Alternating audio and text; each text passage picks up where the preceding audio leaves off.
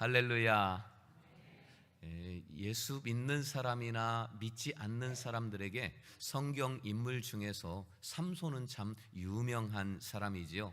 오늘 삼손을 통해서 은혜를 나누려고 하는데요, 이 삼손은 나귀 턱뼈 하나 가지고 무장한 블레셋 군인 1000명과 싸워서 그 1000명을 다 죽일 만큼 힘이 굉장한 장사였습니다.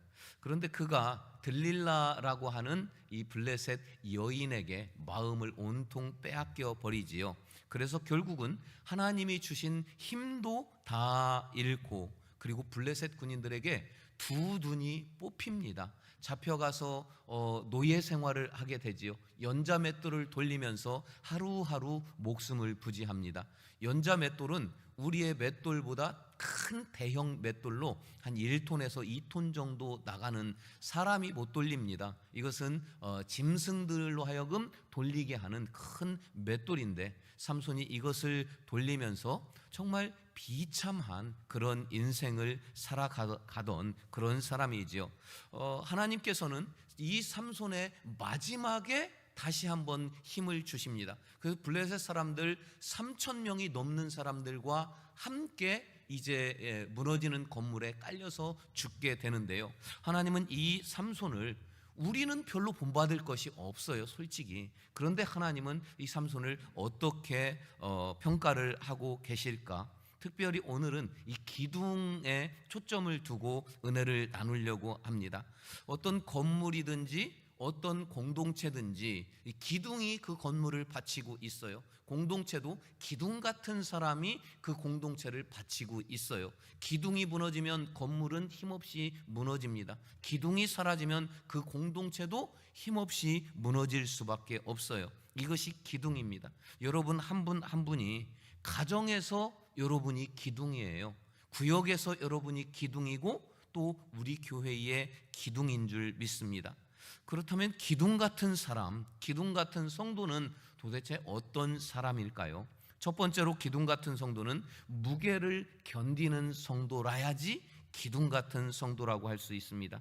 본문 26절을 보니까 삼손이 자기 손을 붙든 소년에게 이르되 나에게 이 집을 버틴 기둥을 찾아 그것을 좀 의지하게 하라. 나에게 기둥까지 안내해달라. 눈이 멀었거든요. 두 눈이 뽑혀서 앞을 보지 못합니다. 그런데 기둥은 히브리 원어로 보니까 하암무딤이라고 합니다. 그 기둥의 원어의 뜻은, 하암무딤의 뜻은 그 자리에 계속 서 있다, 지탱하다, 견뎌내다, 이런 의미가 있습니다. 자, 블레셋의 다곤 신의 축제일입니다. 신전에 엄청난 사람들이 모입니다. 3000명이 넘게 모였어요. 그 3000명이 넘게 모인 모든 그 무게를 이 신전에 기둥이 버티고 있다는 거예요. 언제나 그 자리에 항상 있어서 다른 데로 가지 않고 자기의 자리에서 모든 무게를 견디는 성도가 기둥 같은 성도라는 거예요. 모든 무게를 내 자리에서 견뎌야 되니까 내 자리가 싫다고, 또는 저 옆자리가 더 좋아 보인다고 해서 다른 자리로 가지 않는 사람, 항상 그 자리에 있는 사람이 기둥 같은 성도입니다. 내 직분 마음에 안 든다고 내 직분을 포기하거나 버릴 수 없는 사람이죠. 또 삶의 무게를 견디고, 믿음의 무게를 견디고, 직분의 무게와 멍에를 오롯이 견디고 감당하고 꿋꿋하게 내 자리를 지키는 성도, 그가 바로 기둥 같은 성도입니다. 여러분 자신이 내가 기둥 같은 성도인가? 한번 스스로를 돌아볼 수 있기를 바랍니다. 이 코로나 이후에 변화된 것들이 많은데 교회에서 한 3가지의 변화만 한번 살펴보려고 합니다.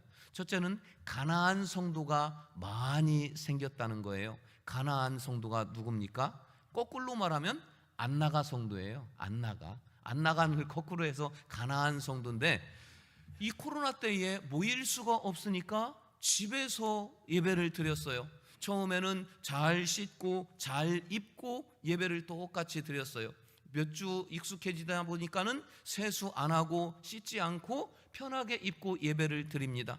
또 누가 말하는 사람이 없어요. 편하다 보니까 소파에 누워서 예배를 드립니다.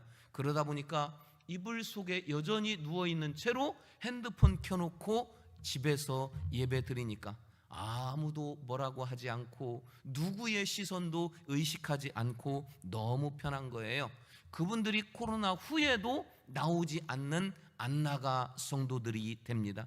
지난 2월 달에 기독일보에서 발표한 그 통계가 있어요.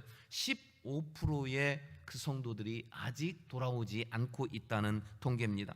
또 한 가지는 교회에서 점심 식사를 하지 않는다고 합니다. 3년 동안 코로나였어요. 점심 교회에서 안 먹었어요. 다시 먹자 했더니 밥할 사람이 없는 거예요. 그렇다고 무슨 외주 용역 업체에 맡기려니 그것도 좀 꺼름직합니다. 그래, 그럼 차라리 교회에서 점심 식사를 하지 말자. 그랬더니 재정적으로도 절감이 되지요. 주방에서 뭐 이거 하자 저거 하자 싸우지 않아서 조용해서 좋지요. 여러 가지로 좋은 점이 많다고 교회에서 점심 식사 안 하는 교회들이 점점 늘어나고 있답니다. 또 한 가지는 봉사하는 일꾼을 찾기가 힘듭니다.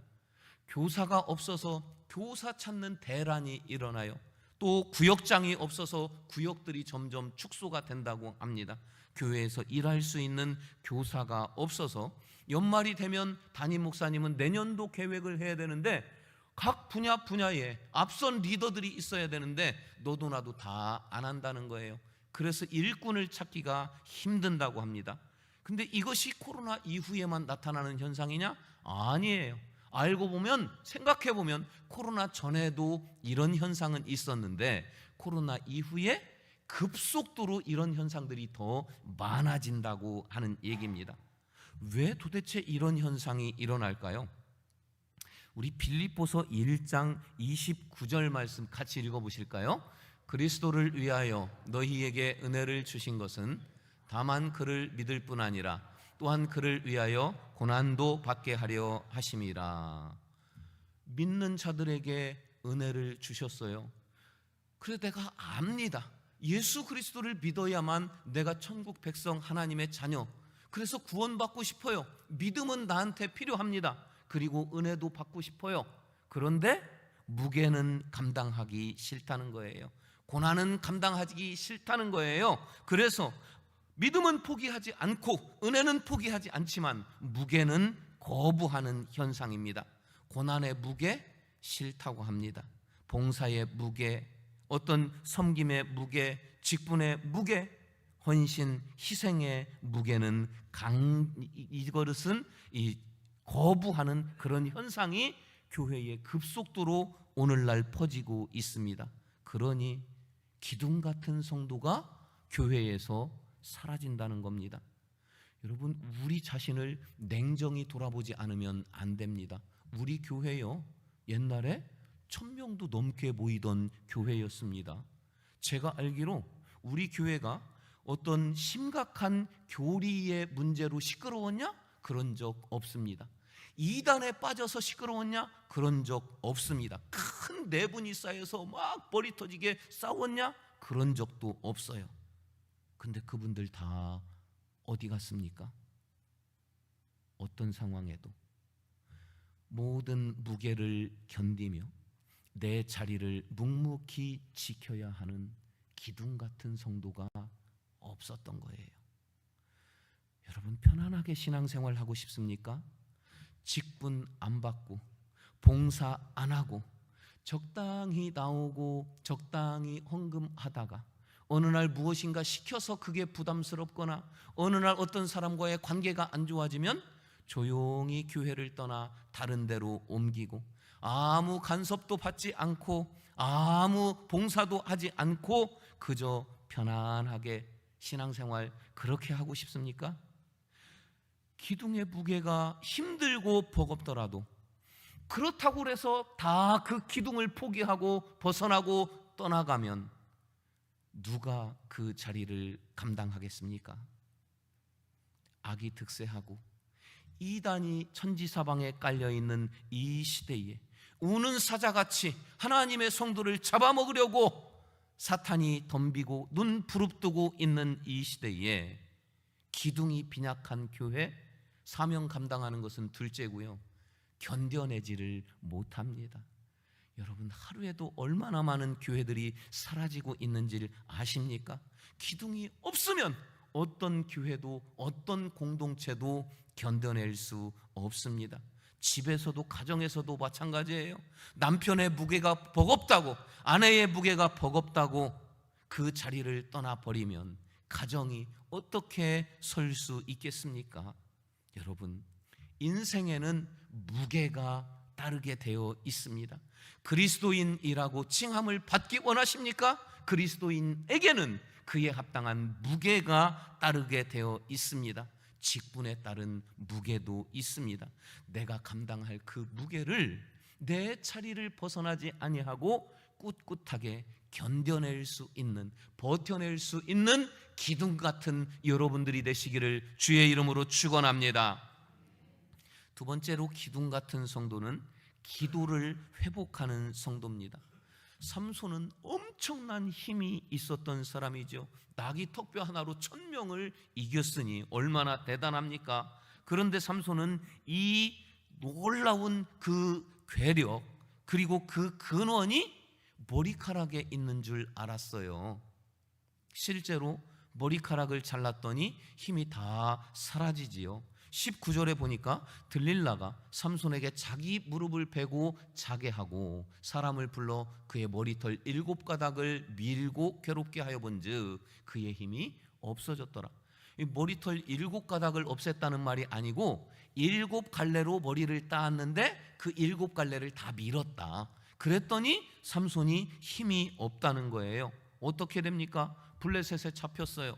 두 눈을 뺐어요. 그리고 감옥에서 그저 목숨을 부지하면서 연자맷돌을 하루하루 돌리면서 그렇게 살아가는 비참한 블레셋 사람들의 손가락질을 당하고 구경거리로 전락한 삼손의 모습입니다.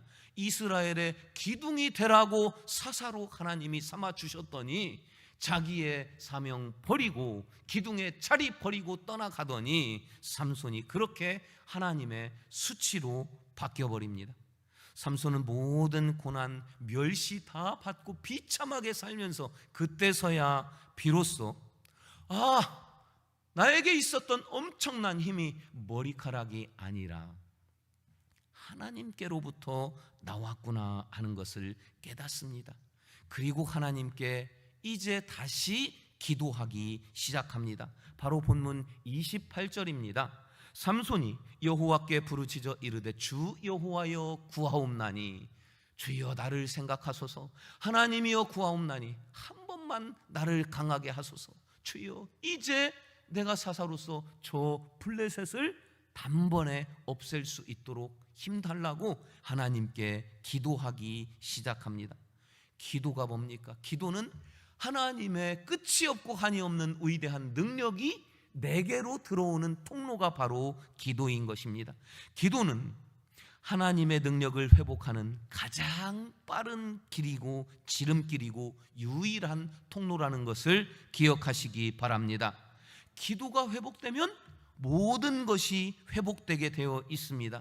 기도가 회복돼야지 무너진 마음이 회복되고 멀어진 관계도 회복되고 하나님보다 앞섰던 내 자아도 다시 깨닫게 되는 것이고, 기둥의 무게를 감당하지 못하고 내 자리에서 떠났던, 그러나 다시 돌아와서 내 무게를, 기둥의 무게를 감당할 능력도 기도를 통해서 회복되는 것입니다. 다시 기도하는 여러분 되시기를 주의 이름으로 축원합니다. 이제 이번 주면 대신방을 마치게 돼요. 지난달에 신방을 했었던 한 가정에 가보니까 젊은 집사님 가정이었어요. 그리고 그 남자 집사님이 가장이 이야기하는 거예요. 목사님, 제가 성민교회에서 신앙생활을 하면서 보니까 옛날에 저하고는 좀 달라졌어요. 제가 믿음이 조금 많이 자라고 있는 것 같아요. 그 말씀을 들으면 재미가 있고 깨달아져요. 은혜가 돼요. 그리고 구역 모임을 할 때가 되면은 막 도전이 됩니다. 그래서 제가 최근에 도전받은 게 있는데 새벽 기도를 좀 해보고 싶습니다 그러는 거예요. 참 반갑지요. 요즘에 새벽 기도하는 인원도 좀 줄어들고 했는데 젊은 남자 집사님이 한다니까 저는 참 반가웠어요. 감사했어요. 근데 그 집사님이 제가 직장의 특성상 일찍 출근을 하다 보니까 월요일하고 금요일 이틀만 새벽 기도를 나갔다가 바로 출근해도 가능할 것 같아요. 다른 날은 그럼 너무 늦어서 안 된다는 거예요. 그래서 저는 이제 이분이 월요일하고 금요일은 나오겠다 하고 기다렸어요. 이제 그때로부터 2달이 지났습니다. 2달 동안 월요일 금요일 새벽 한 번도 빠지지 않아요. 월요일이 되면 금요일이 되면 여지없이 저 맨 뒤에 딱 그 집사님이 나타나요.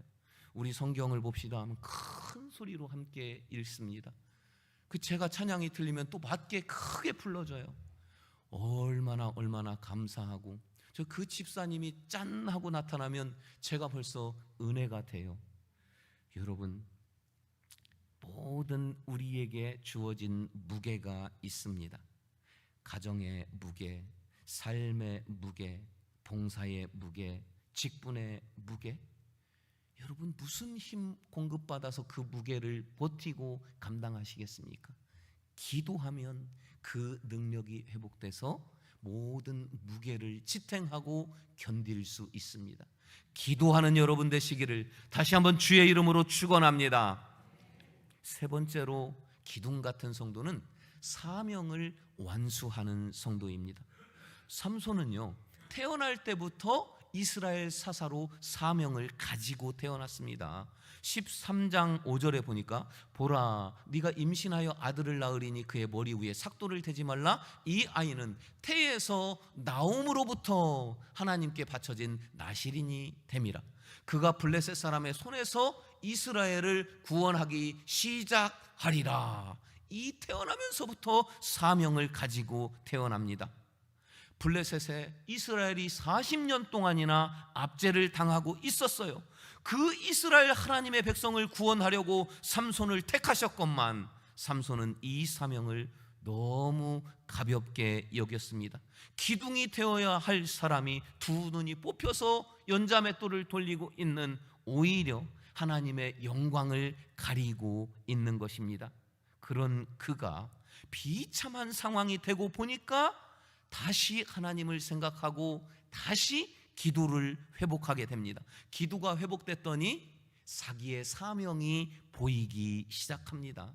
그때서야 자기의 사명이 무엇인지를 깨닫고 30절에 보니까 이렇게 말해요. 삼손이 이르되 블레셋 사람과 함께 죽기를 원합니다. 힘을 다하여 몸을 굽히매 그 집이 곧 무너져 그 안에 있는 모든 방백들과 온 백성에게 덮이니, 이 블레셋 사람들이에요. 삼손이 죽을 때에 죽인 자가 살았을 때에 죽인 자보다 더 많았더라. 왜냐하면 3,000명이 넘게 모였는데 그들이 다 함께 삼손하고 죽었기 때문입니다. 여러분, 삼손은 어쨌거나 자기의 사명을 완수했어요. 마지막에 보니까 그들과 함께 죽긴 죽었지만 사명을 완수했어요. 그런데 여러분 삼손의 이런 사명을 완수한 모습이 참 부러우십니까? 삼손에게서 어떤 도전을 받으십니까? 삼손이 멋있어 보입니까? 전혀 아니에요. 인간 삼손은 우리에게 아무런 신앙의 도전을 주지 못합니다. 그런데 하나님의 평가는 달라요. 하나님은 삼손을 위대한 사사라고 그렇게 평가하고 인정해 주십니다. 오늘 본문 마지막 절이 31절이에요. 함께 읽으십니다. 그의 형제와 아버지의 온 집이 다 내려가서 그의 시체를 가지고 올라가서 소라와 엑스다올 사이 그의 아버지 마노아의 정지에 장사하니라. 삼손이 이스라엘의 사사로 20년 동안 지냈더라. 사사의 사명은 죽으면서 한번 감당했어요. 근데 하나님은 이스라엘의 사사로 20년 동안 그 사명을 감당했다. 하나님은 이렇게 말씀하셔요. 사실 삼손의 이름은 사사기 외에는 없어요.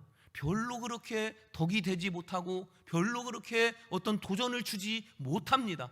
딱 한번 히브리서에 삼손의 이름이 나옵니다. 히브리서 우리 함께 11장 32절을 함께 읽으십니다. 내가 무슨 말을 더 하리요? 기도온, 바락, 삼손, 입다, 다윗 및 사무엘과 선지자들의 일을 말하려면 내게 시간이 부족하리로다. 기도온, 바락, 삼손, 입다, 다윗, 사무엘, 선지자들. 하나님은 이 삼손의 이름을 다윗이나 사무엘이나 다른 선지자들과 동일선상에 놓고 똑같이 인정을 해 주셨다는 겁니다. 사랑하는 여러분, 끝이 그만큼 중요하다는 거예요. 과정에서는, 살아가면서는 실수도 있고 넘어지기도 하고 내 직분, 내 자리 버리고 도망가기도 합니다. 그렇지만 마지막에 하나님의 평가를 완전히 바꿀 수 있다는 것을 우리는 잊으면 안 돼요. 어떻게 하나님의 평가를 바꿉니까? 내가 죽으면 됩니다. 내가 죽으면 부부가 살고, 내가 죽으면 자녀가 살고, 내가 죽으면 우리 가정이 삽니다. 내가 죽으면 우리 구역이 살고, 내가 죽으면 우리 교회가 사는 것입니다. 죽는다는 게 뭡니까? 어려워도 힘들어도 너무 버거워도 내 자리를 꿋꿋하게 지키면서 모든 무게를 견뎌내는 것, 이게 내가 죽는 것입니다. 여러분, 기꺼이 기둥이 되어서 견뎌낼 수 있는 죽는 여러분, 그래서 하나님께서는 완벽하게 사명을 다 완수했다, 이런 칭찬을 받을 수 있는 여러분들이 되시기를 주의 이름으로 축원합니다. 이제 말씀을 마치려고 합니다. 삼손은 하나님이 주신 사명도 버렸고 힘과 능력을 헛되이 허비하다가 두 눈도 뽑히고 블레셋의 노예가 되고 자기는 고사하고 하나님의 영광도 다 가린 부끄러운 인생을 살았습니다. 그가 어떻게 하나님의 위대한 사사라 칭함을 받게 됐는지, 어떻게 하나님의 인정을 받게 됐는지 우리는 그 핵심을 주목해 보아야 합니다. 삼손은 두 눈이 뽑혀서 다른 사람을 보지 못하고 환경을 보지 못합니다. 그제서야 자기 자신을 볼 수 있었습니다. 내가 얼마나 부족한 사람이고, 내가 얼마나 못난 사람이고, 내가 얼마나 죄인인지 삼손은 자신을 보았어요.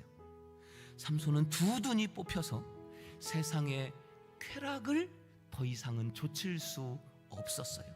세상 쾌락을 멀리 하니까 비로소 하나님이 보이기 시작합니다.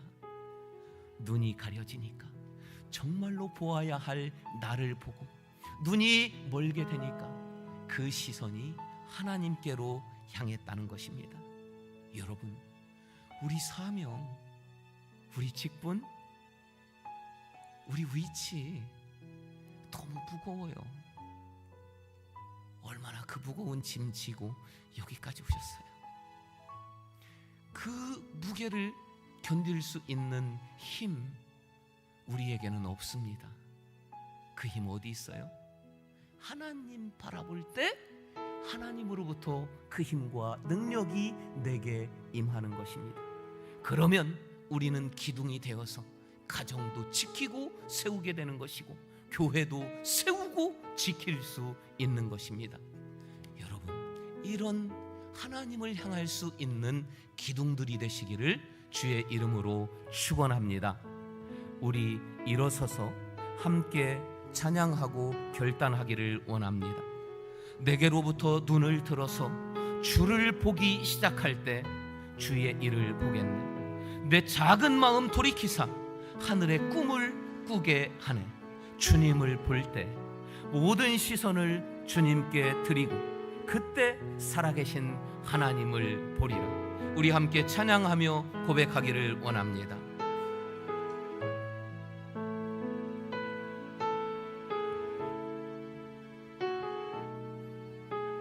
내게로부터 눈을 들어 내게로부터 눈을 들어 주를 보기 시작할 때 주의 일을 보겠네. 내 작은 마음 돌이키사 내 작은 마음 돌이키사 하늘에 꿈꾸게 하네. 주님을 볼 때 모든 시선을 주님께 드리고 살아계신 하나님을 느낄 때 내 삶은 주의 역사가 되고 하나님이 일하기 시작하네. 성령이 나를 변화시켜 성령이 나를 변화시켜 모든 두려움 사라질 때 주의 일을 보겠네. 황폐한 땅 한가운데서 주님 마음 알게 되리. 주님을 볼 때 모든 시선을 주님께 드리고 살아계신 하나님을 느낄 때 내 삶이 주의 역사가 되고 삶은 주의 역사가 되고 하나님이 일하기 시작하네. 모든 시선을 주님께 드리고 주님께 드리고 전능하신 하나님을 느낄 때 전능하신 하나님을 느낄 때 세상은 주의 나라가 되고 세상은 주의 나라가 되고 하나님이 일하기 시작하네. 사랑하는 여러분, 나는 아무 힘도 없고 아무 능력도 없어서 내 기둥의 무게를 감당할 수 없습니다. 이 힘과 능력은 오직 하나님께 있으니 하나님을 바라볼 때야 비로소 내게 그 능력이 임하는 줄 믿으시기를 바랍니다. 이 시간 주여 3번 부르시고 내가 주님을 바라보니 이 무게를 감당할 능력을 더하여 주시옵소서 기도합니다. 주여 주여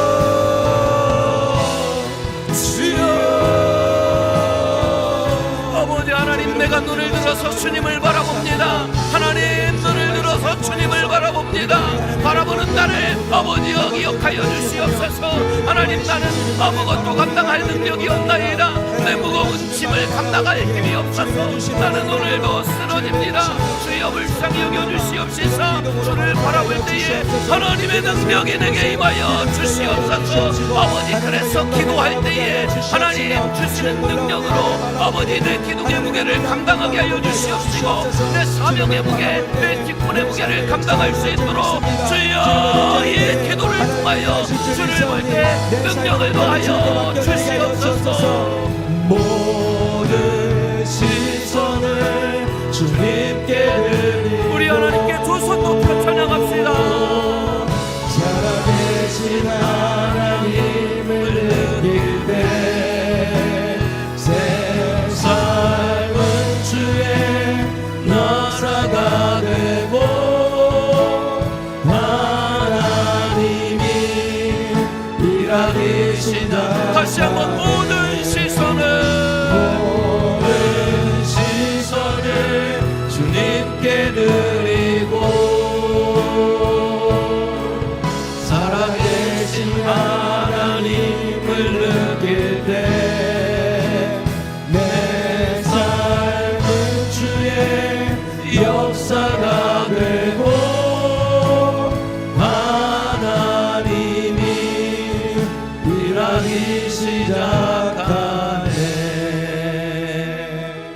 자비하신 아버지 하나님, 내 삶의 무게가 무겁나이다.